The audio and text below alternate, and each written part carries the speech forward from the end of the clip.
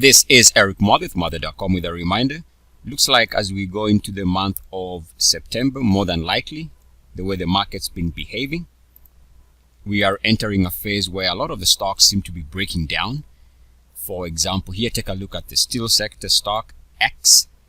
And we can see there was a break here, and there was a way to identify this based on the setup during this drop. And we can see a fresh break as of this month.